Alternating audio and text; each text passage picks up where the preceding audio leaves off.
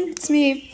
So, here I am trying to move, and I want to talk about how many times I've been held against my will in a jail cell without being tried or without any valid charges. So, I'll go to the most recent, but it's kind of hard to remember because I'm so foggy in my head about which jail cell happened when. It's literally just like people calling the cops on me because apparently I have an opinion about a lot. So I think the most recent time was was it Grand Rapids? Yes. Well, the most recent time I spoke to the police was over Thanksgiving. I had accused my dad of throwing my diploma away, so he called the police. But I didn't get arrested that time because I got pissed off. I got in a car with my brother, who then got really, really angry and decided that he didn't want me to go back to my house or something. I told him I wasn't going to go to Milford because I can't get out of Milford, in case you guys are wondering. This is not some contrived story. I'm literally locked here. Here, I'll show you where I'm locked. Here, I'll show you my jail. This is it. Okay. So, anyway, he turns around and he's like, well, I don't want to drive her back. And I'm like, okay. So they call an Uber and they send me back to Milford. Okay. So before that, I was in Grand Rapids, Michigan. Okay. So why was I in Grand Rapids? Because I wanted to be. Because I was in Lansing. And while I was in Lansing, I went to Chris's house because I was pissed. And I was like, we're done. You're in Iceland having fun. And I'm in Milford by myself. So I had a bunch of stuff I was going to leave on his porch. But I told him I was going because I'm I don't even believe you're in Iceland. I don't believe anything you say. And so he, probably being his wife, called the police. And I was like, fine, arrest me. I turned around and I put my hands behind my back. I'm like, fine, arrest me. Do it. And they're like, no. And I'm like, he's harassing me because it's true. Every time I block him, here he comes, unknown number. And so I'm like, write this down. Is your mic on? I want you to hear everything I'm saying. And they're like, no, whatever. Just go home. We don't want to arrest you. I'm like, yeah, okay, yeah, you do.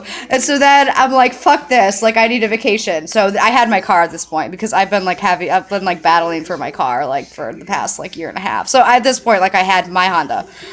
And so I'm like, fuck this, I'm gonna go. And I'm like, should I go? I don't know. So I'm going 96 west instead of 96 east. And I'm like, yeah, this will be fine. I'll go and I'll just see the lake and it'll be really nice, really peaceful.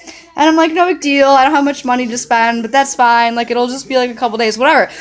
I go to Grand Rapids and my gas tank starts leaking and then I lose my key. And then here's a cop. I'm in this carport in this rest area. And of course, oh, I'm so crazy. They're following me everywhere. Here's an officer who's you can't be here. I'm like, I think I can. It's just public parking, right? I'm not sure. Okay. So I move my car and I go and I'm like, well, fuck. Now I have to ask for help, which obviously I'm not in an ideal position to ask anybody to now I need you to mail me my spare key. And I don't really think you want me driving the Honda I bought. So I go to the public library because meanwhile I have a track phone on me. And I'm like, hey, I need the spare key, blah, blah, blah. I'm in Grand Rapids 2 fucking weeks. Nobody comes through. I'm like, well, Matthew, do you want to come pick me up? Michael, do you want to come pick me up? Of course I'm not going to text Chris. So I'm like, fine. So I call Mike and I'm like, okay, Mike, I'm in Grand Rapids. Well, call your dad. I'm like, oh my God. So basically, I'm furious at this point. I make tons of friends. So how do I do this? I travel all the time. I don't tell any of you guys where I'm going.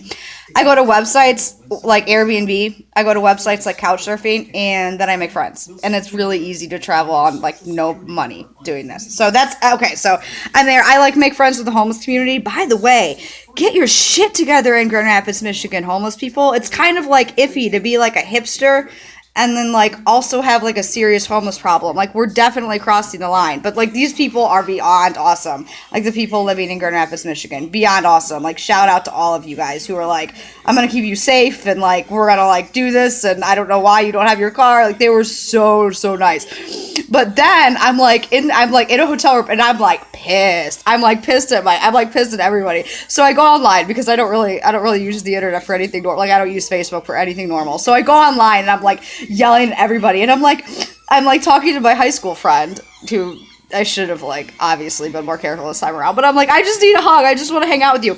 And she calls the cop. So here comes this cop who starts talking about my Facebook and is like, oh yeah, are we in a different jurisdiction? Because obviously you guys aren't noticing as much as like the homeless community in Grand Rapids, but when you're in a different jurisdiction, like all hell breaks loose. Like none of the laws are the same since Donald Trump got elected. Whatever.